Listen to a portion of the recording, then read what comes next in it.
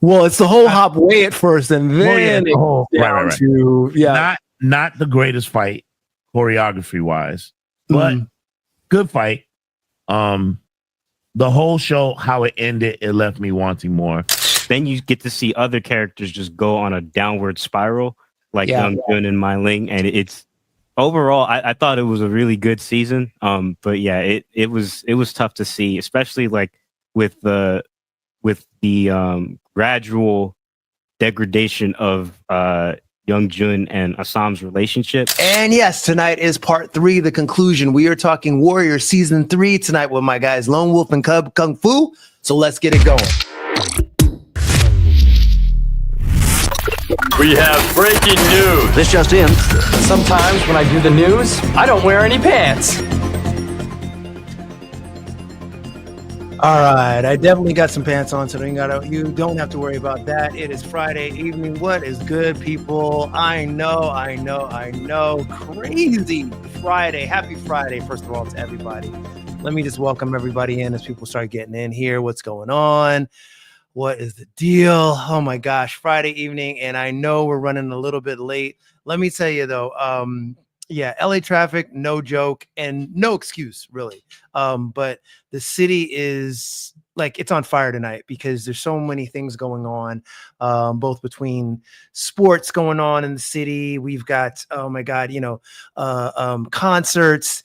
It's just madness on all these highways. So I left work with plenty of time, I thought, but then it's one of those things is people can relate. As you're driving, your GPS will tell you ETA is this. And then as you progress driving, the time starts escalating, the time starts adding up even more and more and more. So what was going to be like a 6:30 for me getting home turned into almost 7 o'clock plus. So crazy. So again, no excuses, but thank you everybody who's in the chat already. I saw a couple of you guys. What's good?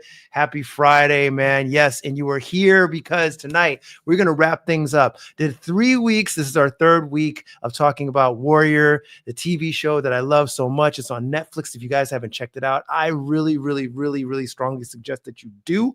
But I'm going to chop it up once again with my guy, Big Ant, and his son, Danny, from the Lone Wolf and Cub Kung Fu channel. So we're going to talk Warrior season 3 this time. We already did season 1 and we did season 2 last week. We had a blast doing that, you guys. So hopefully you're able to tap in to see it. And if you haven't, I'll leave the links down below. Those 2 retrospectives are down below, so you can always check those out at your leisure. Or if you want to come on back to this one after you check out those first 2, I'm not going to fault you for that. Want to get a couple of things out of the way, a couple of pieces of news, and not as much as I did last week, but just want to keep everyone updated with what's good and what's going on in the channel. So as we're getting out of the summertime stuff and everybody's kind of coming back from their vacations and holidays and all that, you're back to your work mode, back to kids back in school mode. Totally understand. For people that have missed the last couple of lives that I've done, I'm going to get you up to date on a few things to look forward to. First of all, just had a really good interview. Second part of my interview with Mr. Tim Larkin, who is a self-defense specialist. This guy is the real deal. Wrote a book called When Violence is the Answer, a book that kind of really changed my perspective on and mindset on how to not only view martial arts and self-defense, but on how to teach it. So I'll give you guys a quick snippet of a part of the interview so you can check it out for yourself. I want to learn, and this is really hard for people to do because in the challenge I would give everybody, that's watching this, is for the next 30 days, and fortunate for me, I don't mean it's a good thing, but there's a lot of great, opportunities to watch violence, and real violence. But what I want you to do is I want you to look at it only from, ignore the story, turn the volume off, look at the situation and say, when did something happen that changed everything in favor of the other person? Meaning they did something where the first injury was caused, and then how did what did they do after? That's good knowledge. That is, hey, that worked. Why did it worked again? Now, it could be a horrific act. It could be a completely criminal act. You're not condoning the act. You're protecting your mind against any defensive thinking. And you're only training your mind to look for success. Right. And it is a difficult thing to do at first, but once you do it, it's amazing how your training improves, you know, and how you're thinking, because you're not hesitating. You're giving yourself permission that once I need to use the tool, I'm only going to focus on success, you know, and what does success look like? Yeah. So really, really great information there. I'll leave that link down below as well. Yeah, top-notch information, Mr. Tim Larkin did. Once again, the book's called "When Violence Is the Answer." Let me know too in the comments or the chat, or even if you want to let's link up here with all of my socials down below. You can hit me up there and let me know if you've read the book, if you checked out the interview, did you gain value from it? Love to know this. I always love getting feedback from you guys. Shout out to some people in the chat already. What's good, Bernard? I see you there, my bro. I see you. What's happening? Yes, indeed. Bernard's in the building. What's good? See a couple other people here too. Guys, I'll shout you out along the way. Also want to let you know a few more exciting guests coming to the channel. Like I mentioned before, but you should know if you're just tuning in, Mr. Mark Dacascos will be making his debut on the channel. Really excited about that. Did a really great interview with him, so that's coming your way very soon. For those unaware or that don't know, Mr. Mark Dacascos is a legend in the martial arts world. Not only was his dad, and dad still is a martial arts practitioner, but his son is the truth. Guy has been in movies like Only the Strong, John Wick, Crying Freeman. There was the old school, for those that remember, the Crow TV series back in the day. He's done so much. I mean, you know, truly an icon in the game. Gonna get to chop it up with him. So we'll drop links as soon as that's ready for you. But yeah, real soon, guys. So stay tapped in. Also working on getting looking on getting a confirmation with another great martial arts icon. So I'm working on that behind the scenes. That one's going to be exciting as well as we start wrapping up the year. But let me know, guys, in the comments too, who you guys would like to see, if you were thinking about anyone in particular. Depending on if I've interviewed them or not, who you'd like to see me interview on the channel, and we'll see if we can make that happen. We're coming up with a list already for next year, so yeah, definitely chime in and let me know if you haven't seen them already, who you would like to see. All righty, let's get it going, my guys. Big Ant from the Lone Wolf and Cub Kung Fu channel. They were going to drop in again tonight. We're going to finish up this retrospective on Warrior, the TV series. Let me know if you guys are fans of the show. If you've never seen it, check it out on Netflix. I will warn you guys, like I always do, that we're doing spoilers tonight. So it's all spoilers. If you haven't seen the show and you don't want to be spoiled, go ahead and watch the show, then come on back for the retrospective. Someone says you should reach out to Steve Muhammad. I did. One of my first interviews was with Sijo Steve Muhammad. That is on the channel, so you can check that out at your leisure. Did a really nice interview with him. Steve Muhammad's amazing man. One of the heads of one of the founders of the BKF, Black Karate Federation. So that interview was, oh man, I want to say that's 3 or 4 years ago, but that's available up on the channel. Really popular interview of mine. So yeah, if you haven't checked that out, Alex, already, you should check it out. I got to meet Sijo Muhammad, as a matter of fact, last year. They did his birthday celebration. Oh, cool. He's your Sijo. Yeah. They did a birthday celebration out here in LA. So I got to meet him in person last year. That was a super honor. So I got to finally say in person, hi, Sijo, nice to meet you. He was like, oh, brother, remind me of who you were. I'm like, and I told him, we did an interview. You allowed me to do an interview with you a couple years ago. He's like, oh yeah, I remember you. So yeah, especially that's when it helps having a name like Quasi. So it's, you know, it's a little different. So it like jarred his memory right away. But yeah, that interview is available, Alex. You can check it out on your own if you just go to, in fact, I think it's on the popular page, because I did get a lot of views on that interview. Amazing man. We talked about so much. Yeah, a whole lot in that interview. So you're welcome to. But yeah, any other ideas for interviews, let me know, or any other names you want to drop, feel free to do that. All right, let's get into this retrospective with my guys. Warrior talking season 3 tonight. So yeah, let's get it going right away. All right. And then, you know, liven up the chat as we go. So let me know that you guys are in here and you guys you're digging what we're doing. So, whoops, that's not it. So yeah, you're into what we're doing, and that way it helps me to get even more good content to you so that we can keep going in the future. All right, I really appreciate everybody that's not only tuned in tonight. Karen Shepard, there's another one. Thanks, Bernard. Yeah, I'll definitely try to reach out. That's actually a good suggestion. We talked to Cynthia Rothrock last year. So that was an amazing interview. We talked about all her movies and her stints, her tournament sessions and all that, and working with Karen Shepard. So yeah, that'd be a great one. Good suggestion, Bernard. I'll try to make that happen in the new year. It's always fun reaching out to these people. Sometimes you get a no, but a lot of times I get more yeses than no. So it's definitely some fun stuff to do. All right, let's get it going. Let's do this Warrior retrospective, guys, and keep the chat live and up as we talk Warrior and more. Any comments you want to make, feel free. The chat is open and accessible to all of you guys. All right, thank you.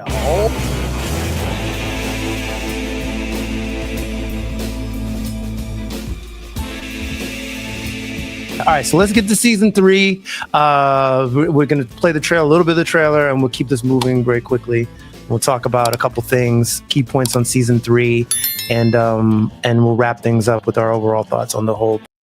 If I want to learn, and this is really hard for people to wandered off Longzhi territory. Walk away. Well, you escalated that pretty fast. Usually there's a little more repartee.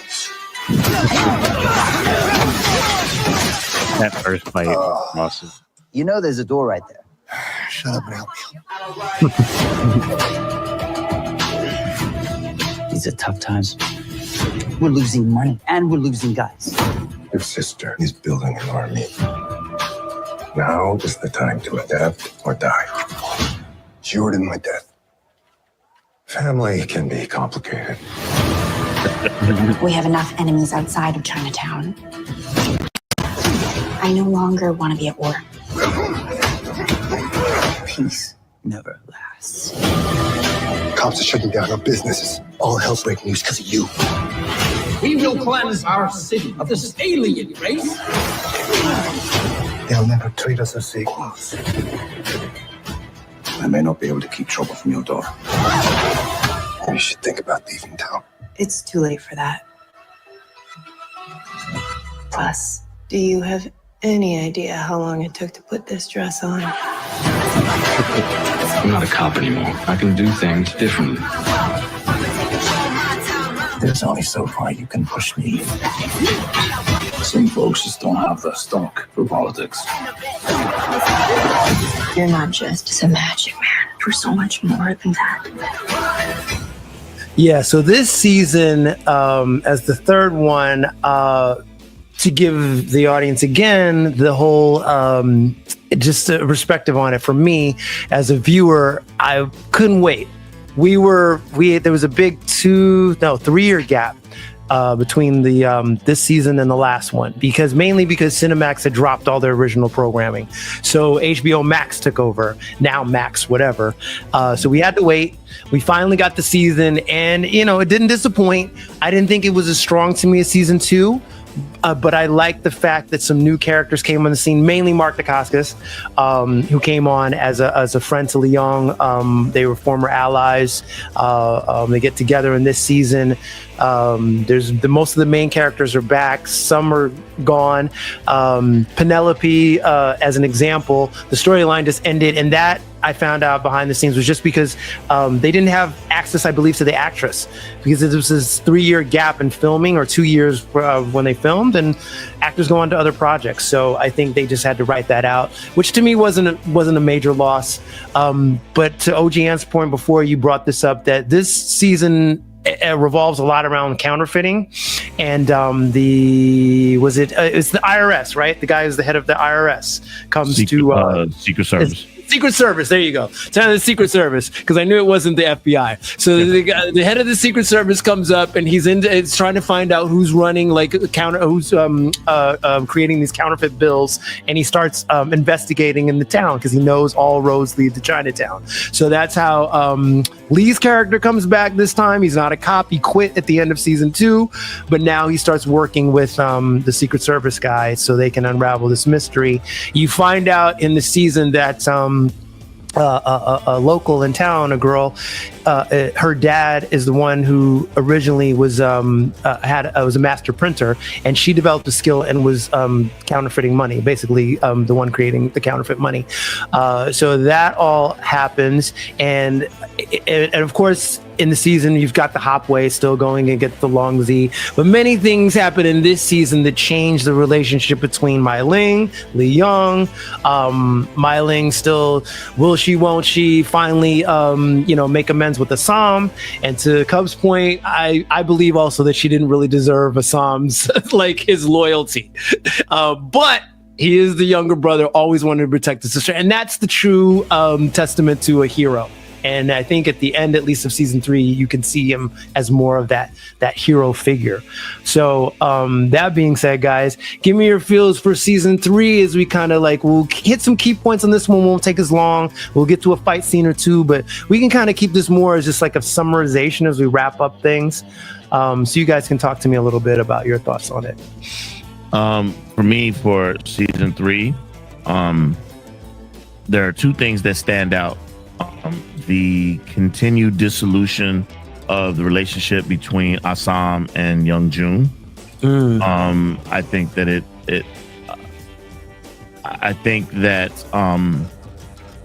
for me, it was interesting how it was happening, and but I didn't like how it was resolved.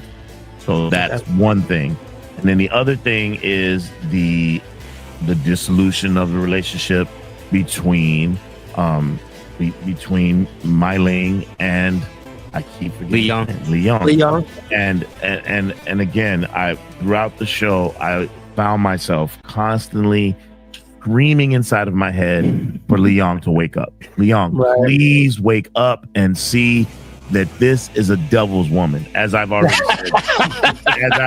said, as you all can tell out there in YouTube land, a woman hurt me before, so I'm feeling a little bit tight about it. Listen, man, look, I don't like conniving women, bro. That's one of the ABCs of me. Okay. Own personal pathology. So when I was watching it, I was like, this has happened before. I have been the recipient of a extremely beautiful woman's manipulation. So I know what that feels like, and I had to awaken. No one awakened me. So I felt myself yelling and screaming at Leon, "Wake up!" Right? What happens between him and his best friend? They ain't just served together. They were best friends. And Mark Dacascos' character was his best man at the wedding. Yes. Okay. But Mai Ling, in her best Godfather role of trying to do the assassination of the 5 families. I was about to say it's very Godfather-like. Takes them all out. Same thing with the elders, right? Is scandalous. Yes. And man, watching Lee Young have to fight Mark Dacascos was so freaking heartbreaking. He did not want to kill him. He did not want to kill him, and they didn't want to fight each other. No. Yeah. And even at the end when he was like, please stop, please. And he was like, she won't, so I can't. And so he broke his neck. I was like, oh my God. And then she's like, oh, I did this for us. And he's like, yeah. And I was like, finally. Yes. Finally. So the dissolution of the two of the main relationships in the show was very interesting to me. I spoilers. Ah Sahm has to because Young Jun now says this is her weakest moment. Leon has left her. She's all alone. We're gonna go and just wipe her out. And Ah Sam's like, no, and this is my sister. My sister. And then they have this fight. Young Jun and Hong versus Ah Sahm. Well, it's the whole hop way at first, and then right. to not the greatest fight choreography wise, but good fight. the whole show, how it ended, it left me wanting more. And it should have. I like the way some characters got closure. Like I like how I believe Leary. It looks like Leary got some level of closure. Looks like Bill and Lee have repaired their relationship. Lee agrees to basically return back to the police force.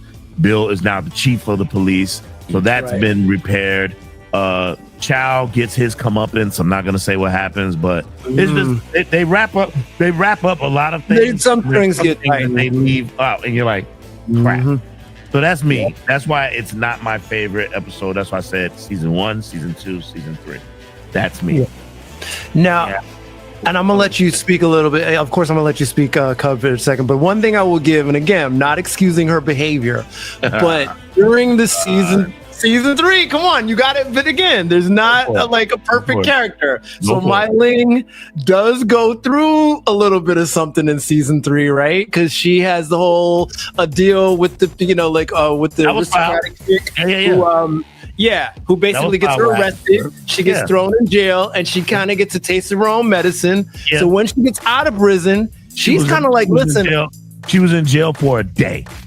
Okay, true enough. But think about her story arc. It was like one of those things where after she's like, she's raped and all this with the ex-husband and beaten and all that, she's not going through this again, and then gets thrown in a position where she thinks she's like, oh crap, I've lost everything. And then of course she gets rescued, yes, but at the time she doesn't know it. So I think the only saving factor for me is that when she came out of prison, she's like, all right, now it's no holds barred. I'm just gonna do what I gotta do, and I'm taking out these elders and no more red tape.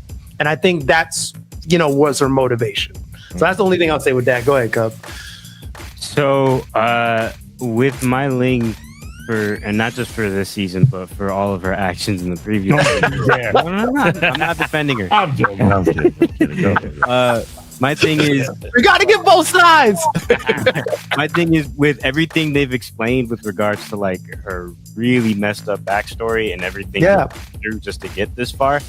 Yeah, all of that explains why she does what she does, and I understand it, but I still don't agree with what she ends up doing. So it rationalizes, it makes sense of what she's doing, but I still don't agree with what she's doing. Icing all the elders like that was nasty. And that actually goes to show, like, Mai Ling and Young Jun are kind of like parallels to each other because they're both young, inexperienced leaders who don't learn lessons from their own actions. So Mai Ling, she goes to prison. She doesn't learn from her mistakes and just chooses to ice all the elders in her own ambition. Young Jun is about to get killed by other people who his tongue, the halfway, failed to serve. And you would think that would have been a wake-up call for him to try and be a better leader, to be more considerate to his people. But no, he just doubles down on his action as just a terrible leader for the halfway. So season 3, it was cool for like getting some closure for some characters, but then you get to see other characters just go on a downward spiral, like Young Jun and Mai Ling, and it's overall I thought it was a really good season. But it was tough to see, especially like with the gradual degradation of Young Jun and Ah Sam's relationship. It was tough to see because what made it really hard was that there were some points where you thought they could almost reforge their bond, and then things got further out of hand, like with Father Jun. It was just tough to see, like Hong being like a divorce, like a kid in the middle of a divorce. Doesn't even want to be there anymore. It just hurt to see that they could no longer be. But he made his choice though. He made his choice. He was just backing Young Jun, I believe, because the halfway, they were the guys who took him in the first place when no one else wanted him. But it just sucked to see that all fall apart. The only other thing I'll say too is that, like, I thought that there was a lot of wasted ground on some relationships that ultimately I didn't buy and didn't matter. Now, for all of you out there, I'm gonna say this right now. So y'all just get ready. The relationship between Hong and the actor dude or singer dude. Oh yeah, the dude singer dude. Not feeling it. And not because they're gay. I don't care. I don't love who you want to love. I don't care about that. The reason why I'm saying it is because it didn't go nowhere. Yeah, it was pointless.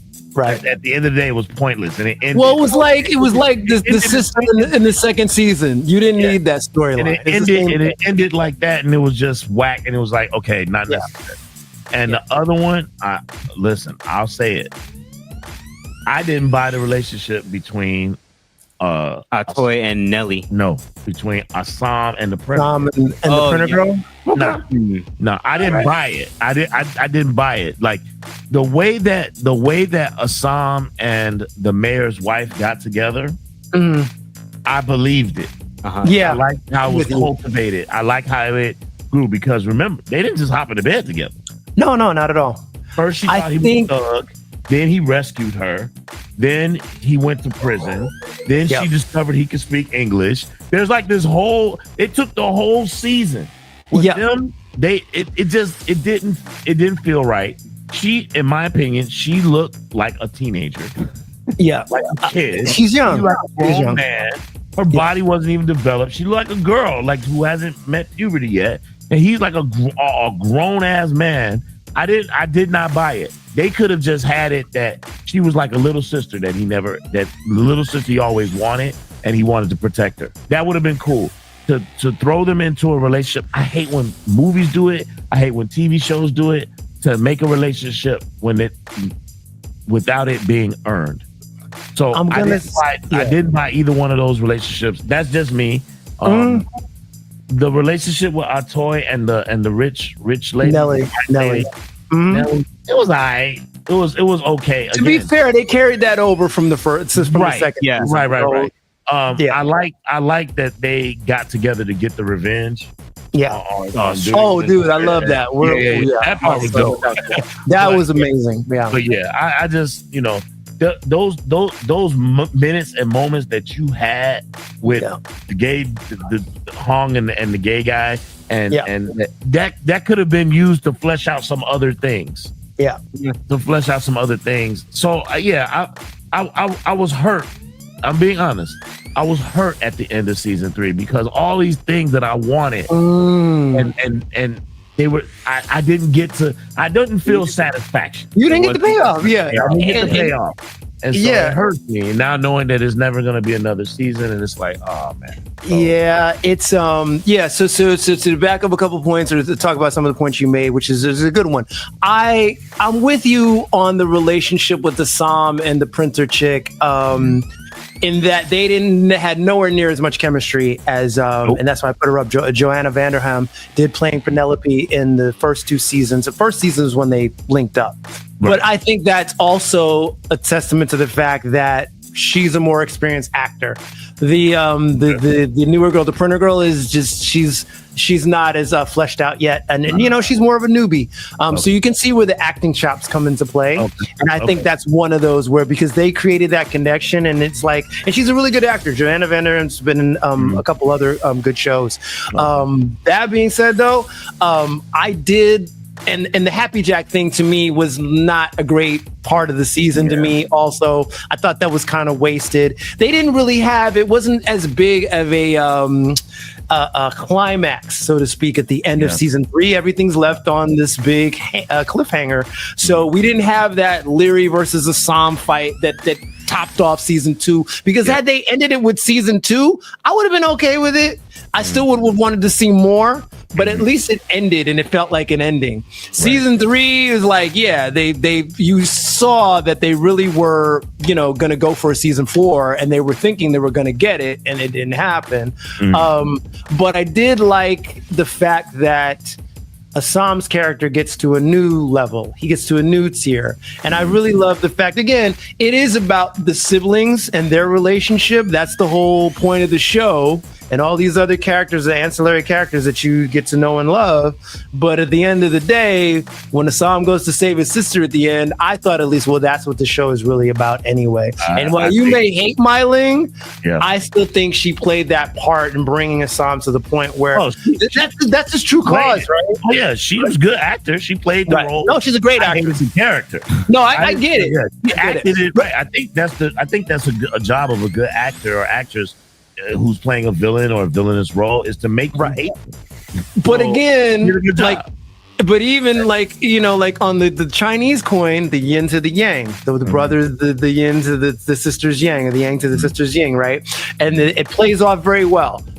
So I wasn't disappointed with that part. I really wanted to see where they would have gone with that, because basically season 4 would have started with the two of them as a unit then moving forward. And Leon's character moving real quick. Absolutely.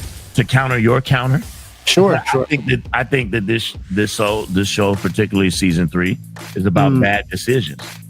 That's what I think. I think it's about bad decisions, right? So, Young Jun gets thrown in jail for wiping spit on the chief of police, and he's gonna get put on the boat. What does Assam do? Assam goes to see Mai Ling. First, before that, they're trying to plan a breakout. Bad decision number 1. Thank God they got off of that decision. So then he goes to Mai Ling, right? This is bad decision number 2.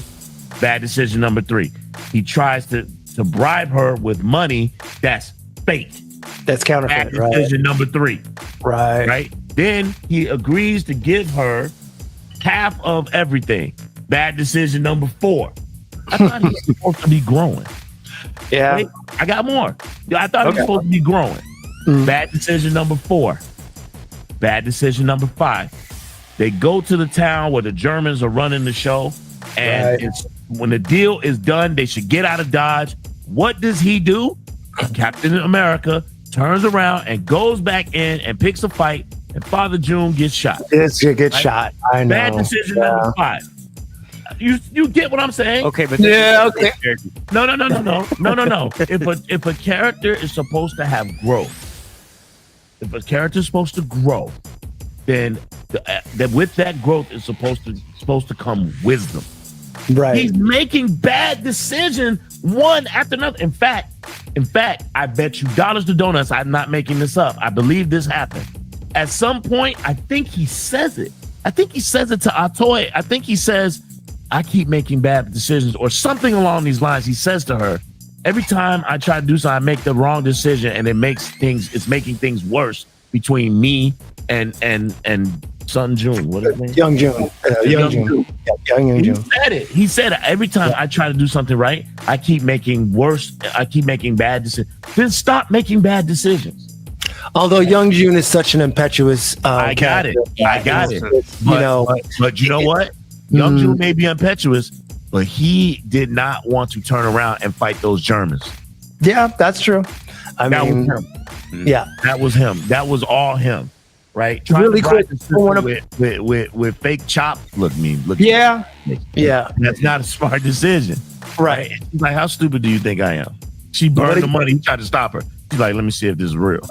Yeah. No, he is making bad decisions. This adds to my depression. Why I wanted to see a season 4, because I think in season 4 he would have become what we wanted. I think so too. And that's why they linked him, to your point, with the sister at the end, because with the sister, with Mai Ling, all those bad decisions together with her, like, those go away, I believe, because between the two of them, they would have been a powerhouse.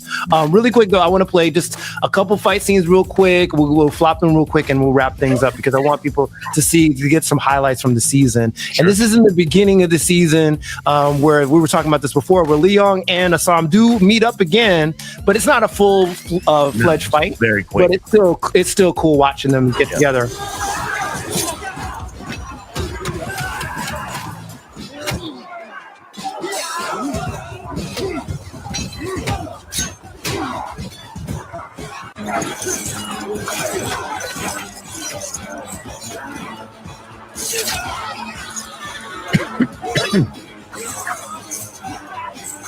And there's your man. There's Leong. He's like, nah, not on my watch.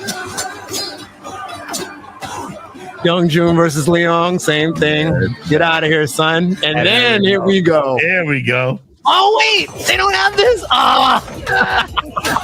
All right. But all I wanted to say, because the fight doesn't last that long, but I did want to say that when the two of them meet again, they go toe to toe, and Leong looks at Ah Sahm like, oh, something's different. And I love that part because it's just like, this dude's evolved. He's been working it. He's not the same dude from season 1. Right. So I love that, and I love that at least the evolution of his fighting keeps going. He may be making bad decisions as far as trying to be a leader, but his kung fu is such a high level at this point, and I love that. I love that all about this. Now, really quick, we'll play a little bit of Mark Dacascos because he is in this fight, is in this season as Leong's brother in arms, so to speak, his best friend, but also a badass. Yeah. Man, I love watching him fight. Mark Dacascos not bad either, man. No, Mark Dacascos is a badass, bro. Old, man. Yeah. He's older now, but he can still. And he was giving Leon the business too when they were fighting. It was not a clear cut like Leon dominated him. Oh no, yeah, absolutely. That was a good fight between them. So this is the fight when Olivia Chang's character Atoy goes out to Nellie's farm, and they go to get Lai back. And there's another character. Oh God, why am I blanking on his name? The landowner's name, the one with the railroad. You guys know off the top of your head? I'll think of it. Say it one more time. Strickland. Yeah, Strickland. So Strickland comes, and he's got a whole plan. He's building a railroad. He's a real estate guy. He's just all sort of things going on. So he's got he's trying to burn down the vineyard because his railroad. He wants his railroad to run to go through there. That. Right. So Nellie's farm is out there. She's out. Yeah, it's in Sonoma, right? So and they just so happen to be there visiting, and so they're defending it. They're unsuccessful. They do score some. Looking at right here.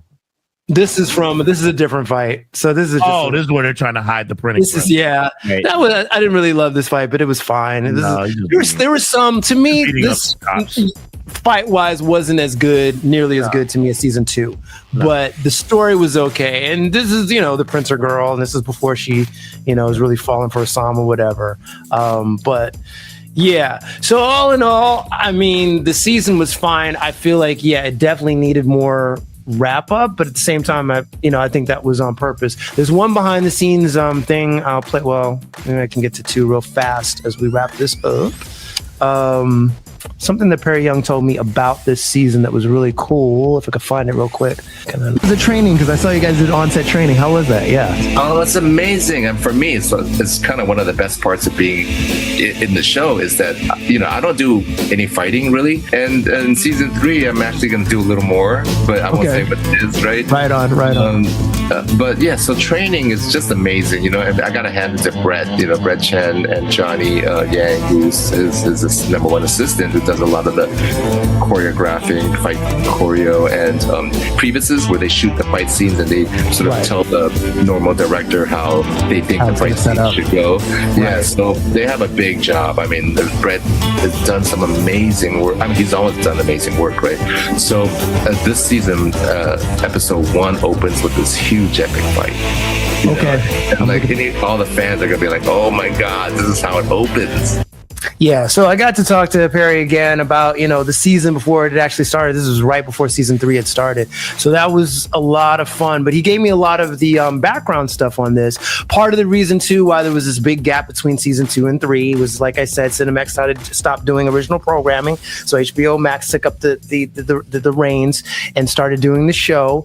But also the reason why season 4 is not going to happen. It was because production costs and all this. And Brett Chan told me basically that Max didn't really promote the show right. These were his words to me. He said Max didn't really promote the show right. It was like people didn't even know it was on Max. And then when it went to Netflix, they were hoping it would get a new life, which it kind of did initially. It got some big numbers when the seasons all dropped on Netflix, but it wasn't enough to make Netflix seriously consider actually revitalizing the show. There's a lot of money that's put into it, especially since it's a period piece. They film out in South Africa, Cape Town. The reason they filmed in South Africa and in Cape Town is because Cape Town just happened to look like what 1870 San Francisco did. It emulated it pretty well. Right. So they chose that spot. So all those expenses included, and the fact that season 1, I believe, when it hit Netflix, was rated pretty high. And then it kind of took the dive from there. So it was like looking at the series as a whole, Netflix just didn't want to take the big bite of that apple, which is unfortunate for us because I think they could have really had an amazing season 4 had they been able to bring all the people back. I wonder if rather than putting it on a platform such as an HBO Max where you have to pay for it, if they hadn't just added it to the normal cable package and just put it on like AMC, right? Yeah. Add it on like AMC so that everyone who has cable can see it, rather because HBO, that's a premium service. You got to get it. I have HBO Max. Yeah. And you got to pay for that. You got to pay extra for that. But if you got regular cable, you get AMC as part of your package. They would have done better on AMC.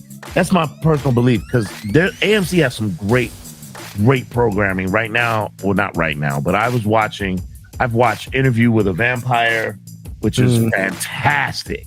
It is fantastic. If you like the original movie, this is like 1,000 times better. So I'm talking about Brad Pitt, Tom Cruise movie. It's like 1,000 times better. Really, really good. And because it's a series, it's not a movie. So they can let everything out. But anyway, yeah, I think putting it in a basic cable type channel would have really served it. Because again, everybody got HBO. It's too many platforms out there. No, I get it. Amazon Prime, HBO, Disney. But coming out of the gate, they really on Cinemax, it's a tougher sell. You're talking about people that HBO. Cinemax is very few people have Cinemax, so most people didn't even know. And to your point, you didn't even know the show was around back when it was on, right? So a lot of people didn't, and that was the problem with it. It came out of the gate on a channel that's a fledgling channel that's like the secondary to HBO, and that was honestly the problem for people that watch Banshee. The same thing that was on a Cinemax show. So a lot of people got hip to it after it was over, but when it was on, people were like, "Oh, I didn't even know this show existed." So it already had a tough battle to climb, and then Max took it on and got more exposure. But to Brett Chan's point, he was like, they didn't really promote it right, so people were just like, "Oh, what's this?" They didn't really know. Is it it's a kung fu show, or it's a what kind of, is it a drama? But yeah, to your point, it had a bigger network been able to get their hands on it. Yeah, but again, it's always comes down to who wants to flip the bill and all that. So listen, fans, if you're out there and you're watching and you want to see good martial arts content, we got to support it, bro. We got to watch it. We got to support it. We got to make sure that we're giving them incentive to create more projects, because again, kung fu and martial arts, not action. I'm not talking about action movies, but specifically kung fu, martial arts, those types of movies, those types of TV shows, they're basically gone now. Right? So we have to do what we can to support them. So please support your favorite movies and TV shows so that these executives will realize that they need to create more projects. There are some unknown superstar out there that's the next Bruce Lee, Jackie Chan, Jet Li, Donnie Yen. We've got to support it, or else we'll never get to know them or meet them. Absolutely. And I'm going to end off on one more clip so we can watch, and then we'll wrap. I promise we really will wrap things up in our final thoughts on season 3, because I got to speak to Jenny Umba also, who plays the character of Lai on the show. We broke down the Herm Strickland fight, which I thought was a really great fight also. That's another fight that they kind of tease as, as the season was on. Yeah, super dope. He cheated. Wait, we even talk about that. All right, I'm glad you said that. So let me see if this will play. Hold on. Hopefully what's going on? I'm just so grateful they gave me something like this. So it's like a trophy fight. It really is a trophy fight for me. Yeah, it's a badass fight, man. And she comes in kind of already taking the one guy out. Yeah, the big tree. Yeah, wait, so I meant to ask you, that's what I wanted to ask you. With this guy, was there more story to the guy you just took out? I felt like they must have had something that they wanted to do extra, because like he starts up with the fight I showed earlier where he has the whip, and then you never really see him again in the season. So was there No, well, he's just meant to be the giant tree that's the security guard for Strickland, you know? And he really tries to get Atoy, which is what raised his life, because you know him Strickland and his team are the ones that killed all the girls and her best friend, right? And so she was like, I'm gonna take this tree down first to show you I'm coming for you, man. right no, it was badass, man. And it makes it even more just like ominous, because obviously Eli's a mute, so so you're just I call him a tree because he's like almost 2 meters tall. This guy, he is ginormous. Yeah, no, and he looks at, even on screen, his presence was crazy. I was just like, dude, when I first saw him, I'm like, wait, was there more to this guy? But yeah, okay, yeah, like, 'cause he was like a badass. He was a badass enforcer. Yeah. But Lai at this point, like, super serious. So, like, you say it was easy acting with your eyes, but sometimes I'm looking like, man, you really had to just get that look down, because you can't just come in looking like da. It's got to be like, yeah, your intent, like, you've got to get that look like I'm killing this guy, and that's the look you have. So that's actually something, like, I think just now speed through this, guy, so we can get here. This is a good get, man. Congratulations on this too, man. Nah, she was awesome too, man. And it was actually thanks to Brett. If you're watching, Brett Chan, he connected me with her. to bring that out. I think it got a lot easier in season 3. Yeah, there you go. The rage that she's got, right? She's bringing it out. And I like this part because he's like, oh, this chick's going to be a little more challenging than I thought. I thought I was just going to take it out. And then you get that cut on. He played it a bit smooth at the beginning, you know. He was like, oh, it's going to be easy. But like, when you could see when he started to get that fear in his eye, it was like, okay, it's on. That's fear. Yeah, you got a little chunk of that side. Like, uh-oh. Like, I got to step this up. She's out here. She's out for blood. Yeah, this is where he got a bit serious. Oh, man. Cheater. That's when he cheats. That was fun. It was like, no. I was like, that's a cheap shot. Yeah, he cheated. I was like, what? If I had known, I would have thrown a chair at him or something, you know? I was gonna say, right? It was like that, but that was the only way you could win at that point, because you were just too, like, so you had to throw the thing at your head. It's like, then it totally disrupted your flow. And it was like, well, we say in Krav Maga, if you ain't cheating, you ain't trying. So I was like, that's true. That's that true. is reality, but that does suck. I was like, that's true. And then he has that line where he's like, I was like, give you back the sword. It's like, you came all this way. And I was like, good. You came all this way. You'd be ashamed to give up now. Good Lord. Initially, they wanted him to throw the sword at like a very disrespectful throw, you know. But he, I think throughout the conversations, they were like, actually, just pass it to her because it makes it stronger. So yeah, that was. Got it. I was like, and that was the start of that episode. So everyone. Yeah, so that was really cool talking to her about the behind the scenes and all that. And she kind of just relayed the same message about it. Like, they left it up in the air because at the time they were hoping they could get a season 4. It didn't happen. Yeah, and, you know, we know the rest. Yeah, right. No, her character was still alive when they were nursing. She was bloodied up to a point where I couldn't even tell, but thankfully she. Yeah. Oh, what are you talking about? The live character? Her character didn't die. Her character did not die. They were nursing her. They were. No, she was dead. No, she was dead. Yeah, no, she's dead. Lie died. Not the way they did it. They were. No, dude. In the bed. They brought the body. They brought the body. Remember when they brought the body? Atoy opens it up. She was dead. She was dead. No, you didn't. No, she was dead. There's a scene. Did she tell you that? Yes, but she's dead. Yes, she told me her character's dead. There's a scene after that where she's there's dead, and they're but she's kind of just like kind of washing the body and all that, but the character's dead. Yeah, he's dead. No, they're trying. She at that point was just remorse. Like she's, at that point, Atoy is just like, I'm the one that got you into this, so she's just feeling the weight of that. That's why at the end she did get her revenge. Yeah, but that's why I was gonna say at the end she comes back with a vengeance on Strickland. She's like, nah, dude, you're done. You killed my girl. I'm taking you out quick, and she does it quick. She made short work of him too. It wasn't a long fight. Yeah. Yeah. So, because the only reason I say, like, if I played more of that, Jenny told me at the end, she was like, I was glad I could go out with a bang. This was like a dream come true, a fight on my own. But no, even if you rewatch it, I know, like, I think when I first watched it, it was like, she's still alive, but I rewatched it. I'm like, no, she's dead. She's just mulling, Toy just mulling over the body. But yeah, so final thoughts here, season 3 again. I think we said so much about it already, and there are also, the little subplots that we mentioned where Lee's working with the Secret Service agent. Right. They do end up getting the plates back at the end. Mm-hmm. So Bill does have a resolution with Lee.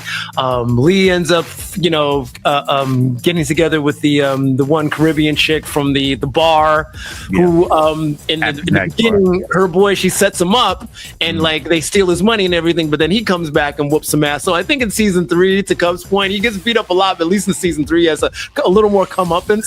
But I like the fact that they gave him a little more love at that. And then Leary, because we really haven't talked about this, but Leary, we see a different side of Leary. I think this season 3 for Leary, they humanized him a lot more because after it was like Leary in season 3 was what Ah Sahm was in season 2, where Ah Sahm got beat up so bad in season 1, he had to become the person and get to that next level, get back on the horse. Leary had to do the same thing after season 3, after season 2, getting beat up by Ah Sahm. He had to get back up on his horse. But then when he found his mojo, and they have that scene where he's in the bar and Strickland's guys come to take him out, and he just lets loose, and he releases that big scream at the end, and he's like almost like, I'm still me, I'm still Leary, I'm the man.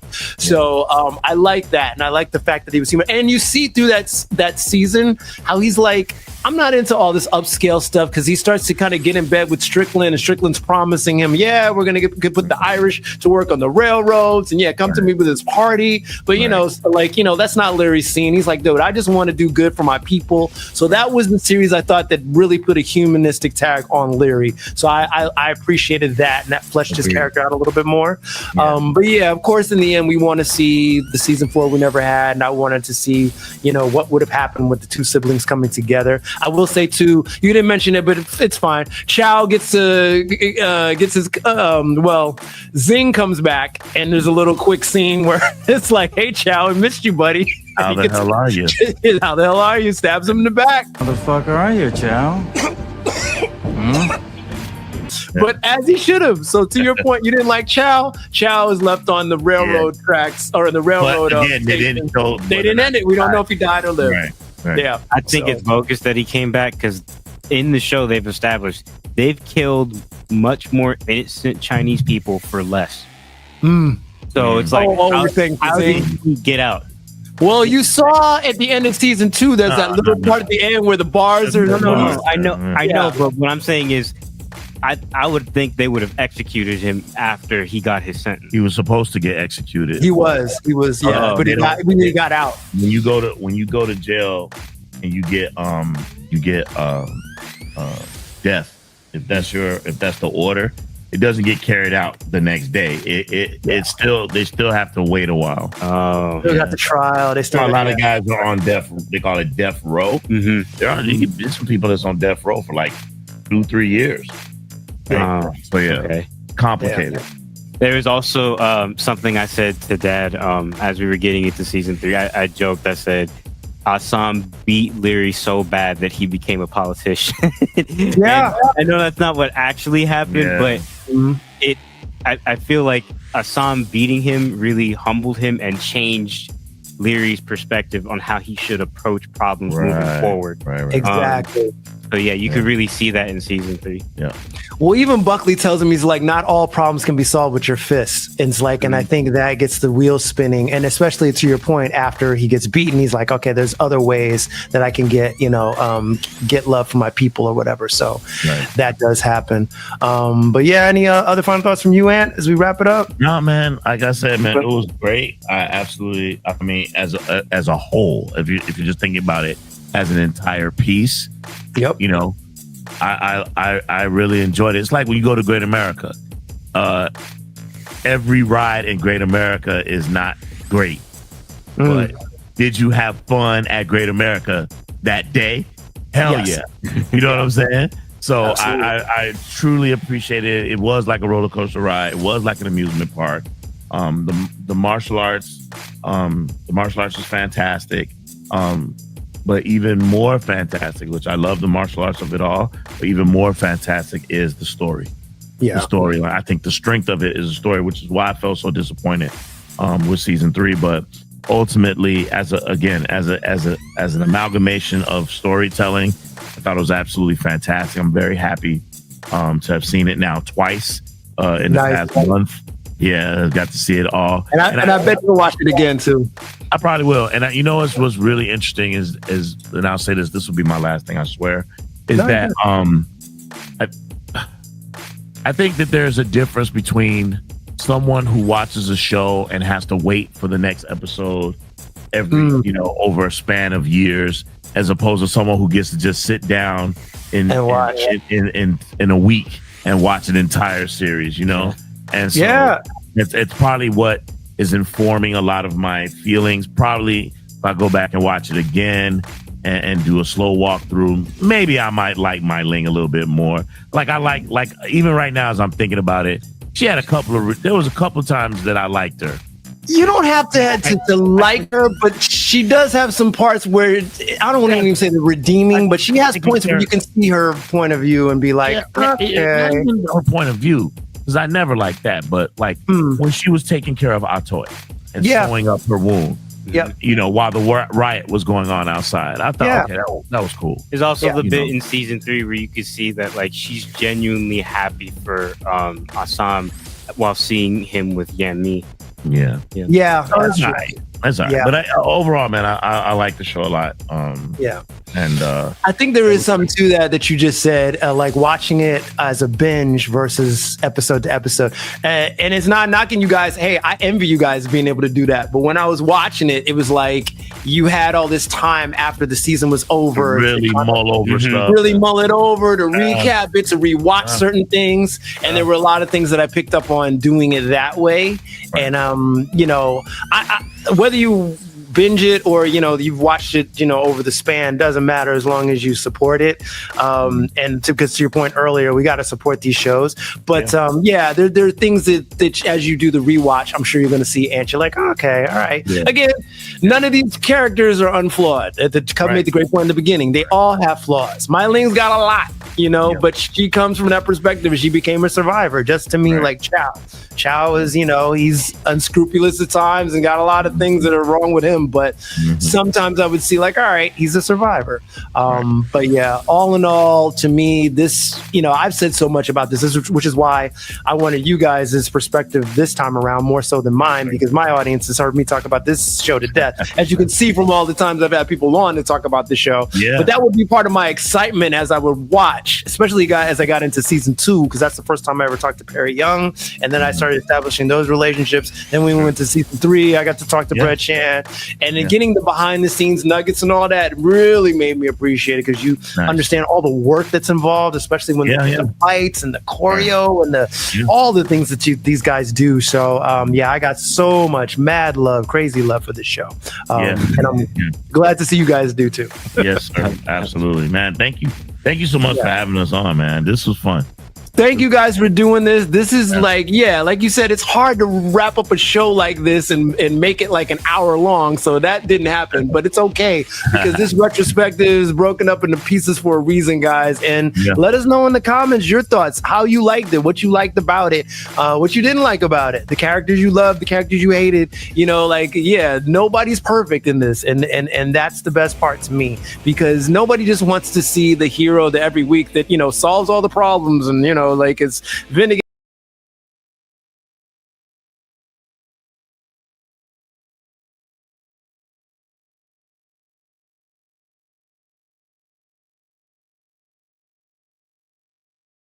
It comes out on top.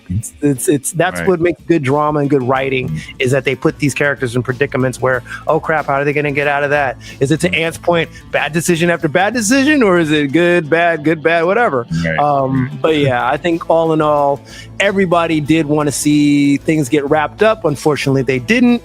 I remember Brett also saying maybe down the line they could do, like, if they were able to get the cast together, like a wrap up movie. That would be a dream for me. Or even like a four kind of episode arc where they just wrapped it up in like a shorter amount of anything to give the fans. And who knows? I mean, I know Shannon Lee behind the scenes was really trying to work hard to get it on a different platform. It's just unfortunate that, but the fact that they got this on at all is also a testament to her. And she basically turned her dad's writings into this series that we now know and love. And I got to give her props. So, hey, Shannon Lee, looking at you. Come on the show. Anyway, so all right, guys, and get on Lone Wolf and Cub too. Kung Fu, what's up?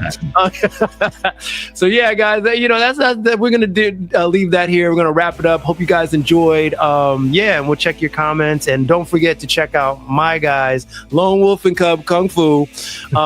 They do amazing work, amazing videos, old school Kung Fu, some new school stuff, but a lot of I've learned, and this is not me even blowing smoke, guys. I've learned a lot of stuff watching a lot of your videos about just older Kung Fu movies that I didn't even know. Good facts about some of those actors.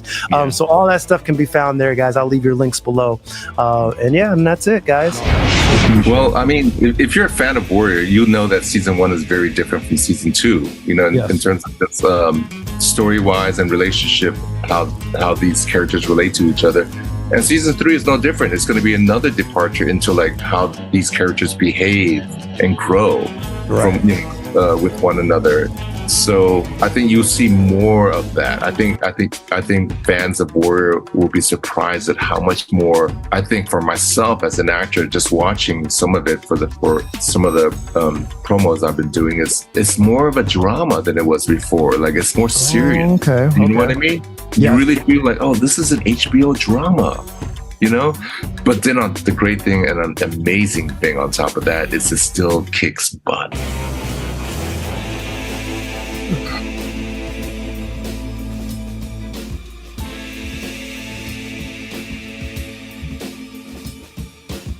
Agreed. Definitely the show kicks butt. I hope you guys have enjoyed watching us just go through these season 1, 2, and 3 of Warrior. Guys, I had a blast speaking with my guys from Lone Wolf and Cub. Kung Fu, let me give them their love right now, as a matter of fact, because I want you guys to check it out. This is their website, so check out the Lone Wolf and Cub Kung Fu channel.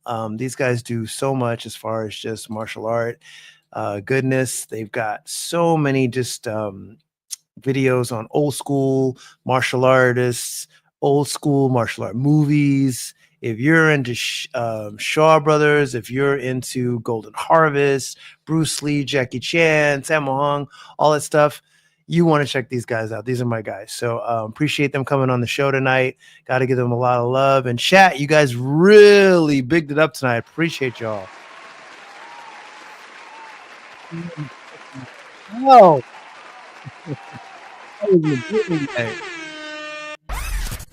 Chat. They chatting. They chat. Y'all were chatting tonight for sure. I appreciate all you guys. Let me give you guys some shouts as I see some people in here. Alex Williams said Lai was my favorite character and I couldn't stand Chow's character. I hear you. I like Chow only because I am an old school Banshee fan. And, Jonathan Tropper was the producer on this show. So Jonathan Tropper also did a show called Banshee, and Chow was a character called Job in that show, and I love that character. So I'm just a Hoon Lee fan, but I can totally understand. I get it if you're not a fan of Chow in this show. It's a much different character.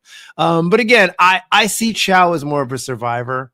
He's one of those people. He's an opportunist. So love him or hate him, he's a necessary evil, so to speak, in the show. But you guys let me know in the chat or, as we wrap things up on my socials here down below. Let me know, what season was your favorite. Someone chimed in and said season 3 was their favorite. I said last week, my personal favorite, season 2, then season 1, then season 3. But everyone's going to have a different list. But shout out to my guys, Lone Wolf and Cub. If you haven't checked out their channel, go ahead and do that. You're going to get a lot of good Kung Fu goodness from those guys, okay? But yeah, as I wrap up tonight, guys, I just want to thank you all for being a part of this. Let me give some love to everybody joining the chat or in the chat. Bernard, I see you, my guy. Alex, what's good? Let's see. Who else did I see in here? A couple other people I saw. Mike Brown. Hey, what's going on? So a lot of y'all just chime in, and I appreciate everybody that jumped in, commented, and even if you're just watching, it's all good. Let me know too down below if you're into this, if you want to see us do some more lives. I don't get to do as many lives on the channel, unfortunately, just because not only am I busy producing videos for the channel, but lives take up time. But I do love the format where I can just kind of reach out and talk to everybody.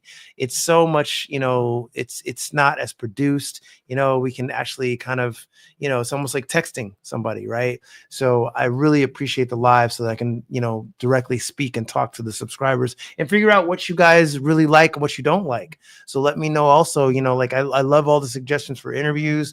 I'm working on, I promise this icon I told you about, you guys will know the name right away. I don't even believe in jinxes, but I don't want to talk about it yet until I've confirmed the interview, but it's going to be a fantastic interview if I get him. Good guy. And I already gave up that it's a him, so fine. Majority of martial arts practitioners are men, but yeah, I'll let you know. Yeah. Good dude. You'll know him when you see him. I think it's going to happen. Pretty sure it's going to happen. I just want to confirm, and then I'll send out a post and everything. But let me know what you guys are up to for the weekend. Drop some love in the chat again. What more importantly, if you're feeling tonight's live, good retrospective. If you're feeling it, going through all 3 seasons, I hope you guys enjoyed that. I really enjoyed Big Ant and his son. I love their perspective from Lone Wolf and Cub Kung Fu, because I am a guy, I've said this many times on the channel, I'm a guy who saw Warrior from season 1, 2, and 3 live time. So I saw it as it came out on TV. I didn't get the benefit. I didn't have the benefit of watching it on Netflix and just binging all 3 seasons. We watched it in 2019 when it came out on Cinemax. Every week to week, I was in. Same thing with season 2 when season 2 came back to Cinemax, and then they took the gap because Cinemax stopped original programming. What's going to happen? Then HBO Max, now Max, announced that they were going to do season 3. So I was there from the beginning to the very end, rooting on the show, loving the show, and loving all the twists and turns that happened week to week. I was that guy. But I love that everybody is getting to know the show that didn't know the show. So I hope this retrospective can bring some more spotlight to the show that needs it, because this is an amazing show. For martial arts fans, if you're either a practitioner or just a martial art fan, you will enjoy this show, not just for the fighting, but the writing. Like Perry Young said, should this show be up for an award? Should it be up to get an Emmy? And I think the answer would have been yes, at least for stunts You know, those guys, you know, Johnny Yang, Brett Chan deserve so much credit. Oh, by the way, congratulations, Brett Chan. I saw too. I follow him on social media that he just got married. I actually thought he was already married, but he just got married. So shout out to Brett Chan. Amazing guy, by the way. I'm going to let you guys in on some inside baseball. Brett Chan was the stunt coordinator of Banshee. Sorry, not Banshee. He was the stunt coordinator of Warrior seasons 1, 2, and 3. Johnny Yang was his assistant. So they all did amazing work on that, choreographing the show, getting the actors and gear ready to do all the fighting and all the stuff that they needed to do for the show, right? But when I finally got to talk to Brett, he was so generous with me. He asked me, literally, this is inside baseball. He was like, hey, after I finish interviewing, give me your wish list for people you want to talk to on the show, and I'll see what I can do. And I sent him an email, and he delivered, dude. I talked to Jenny Umbao, who AKA Lai, on the show because of him. Reached out to her. She's actually in South Africa, so she's in a completely different time zone. Had an amazing conversation with her. That interview's on the channel. Talked to Perry Young 2 times, as you guys know, but that's because I established a relationship with him. Yeah, it really, you know, this show has really put me in contact with some really great people, but I really appreciate guys like Brett who go above and beyond, and they don't need to. I'm basically nobody in Brett Chan's world, but when I talked to him, he was just so generous and cool. People like that really need to be applauded in the industry, because there's so many people, I'll just keep it real, that are dicks, that are assholes in the industry, could care less. Oh yeah, whatever, kid, keep it moving. But Brett Chan was not that. He was the 180 of that, the complete generous, guy that just said, hey, yeah, absolutely, I'll put you in touch with some more of the cast that you haven't talked to already. I know you already talked to Perry Young, which I had, but he put me in touch with some more people, so I appreciate that. A couple other words here. My guy Alex, I'm from Watts. That type of character is a rat where I'm from. You talking about Chow still? Yeah, I know, I hear you. Poor Chow. You know, Hoon Lee is a great actor, so props to Hoon Lee, who played Chow and played Job on Banshee. He's just a really good actor, so he did his job well. But yeah, I get you on that. Let's look at a couple other comments here. I love all this stuff. It kept me on the edge of my seat and wanting more. Same here.